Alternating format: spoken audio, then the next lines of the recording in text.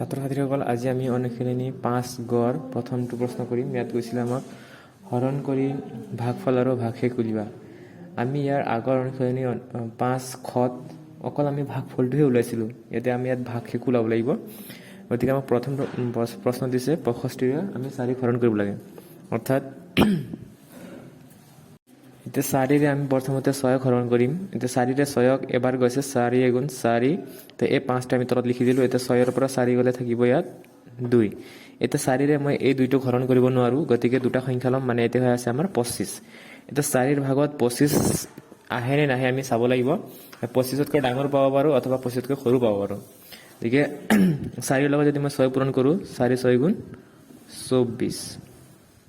এতিয়া চোৱা, 5ৰ পৰা 4 গ'লে আমাৰ থাকিব 1 আৰু 2ৰ পৰা 2 গ'লে 0। এতিয়া আমাৰ বাকী থাকিল 1। এতিয়া 4ৰে 1ক হৰণ নাযায়। গতিকে আমি লিখি দিম ইয়াত এতেকে ভাগফল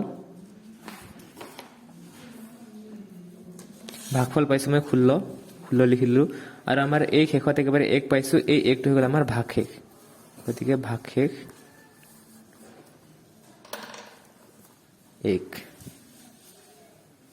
তাৰপিছত খ নম্বৰ প্ৰশ্নটো চোৱা, ইয়াত 72 দিছে। 72ক আমি হৰণ কৰিবলৈ 5ৰে। গতিকে ইয়াত মই লিখিম 5, তাৰপিছত ইফালে 72।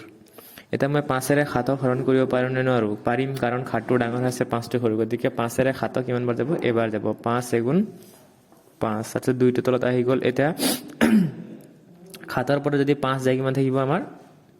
2। এতিয়া হৈ গ'ল আমাৰ 22। এতিয়া 5ৰে 22ক কিমান বাৰ যাব? 5 4 গুণ 20। গতিকে এতিয়া 2ৰ পৰা 0 গ'লে 2 থাকি গ'ল। এইফালে 2ৰ পৰা 2 গ'লে 0। অৰ্থাৎ আমাৰ বাকী থাকি গ'ল 2। এতেকে মই লিখি দিম ইয়াত।